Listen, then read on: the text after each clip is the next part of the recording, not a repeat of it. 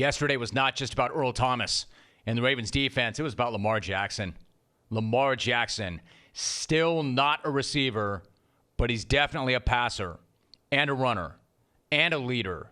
Listen to him talking after the game about what he said to Earl Thomas. I don't know about you. That to me is like the coolest thing. That guy's 22. 22. Going to a vet like Earl Thomas and telling him, hey, listen, I know what this means to you. I got this. I got this. I got you. I got this team. I'll get all you on my back. We'll take care of this. And that's exactly what he did. That's exactly what they did.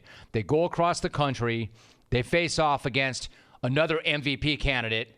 That's right. I said it. Another MVP candidate. Because you have to include Lamar Jackson in that right now. And yes, it is too early. And it's ridiculous to have a debate at this point about the MVP. But if you're having a discussion about MVPs and their candidacies, then you better put Jackson in there. They go across the country and they beat a team that has been traditionally as tough to play at home as anybody in the NFL. And they beat them soundly in their place. And Lamar just outplayed Russ in his house when no one was playing better than Russ coming into that game. The proof of Jackson's effectiveness is not going to be in the numbers. He had 116 yards rushing on 14 carries, only 143 yards passing.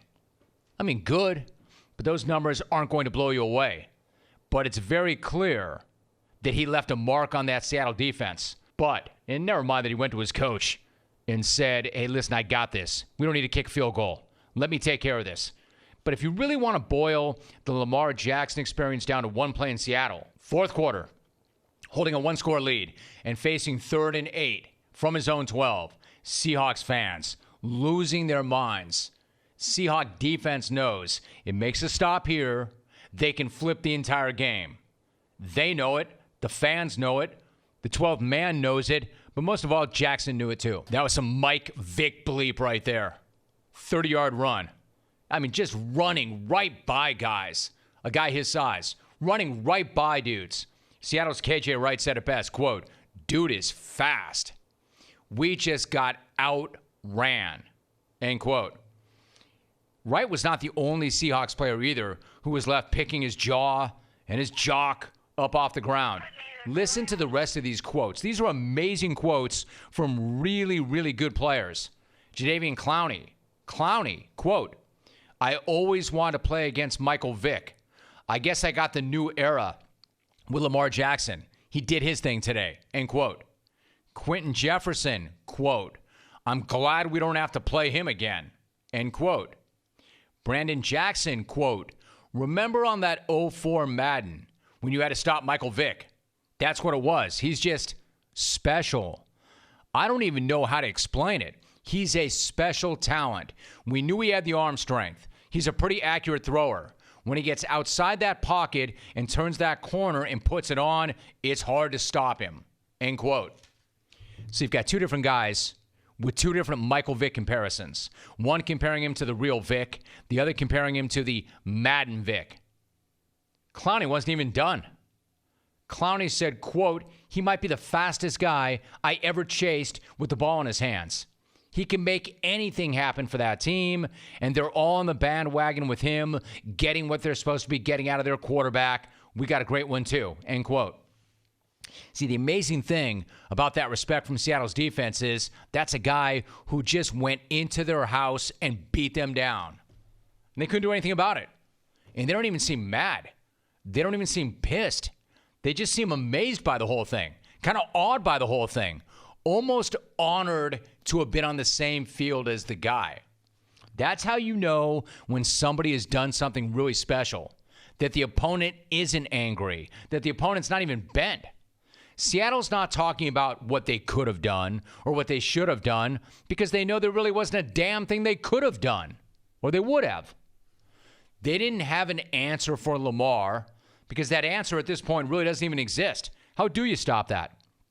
They really couldn't do anything other than just tip their cap too, move on, and be glad they do not have to deal with this guy anytime soon. So back to the original thought. Remember when dopes were saying that that guy should be a wide receiver?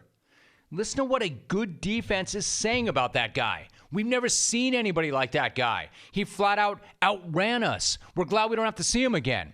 And dopes were saying he should be a receiver?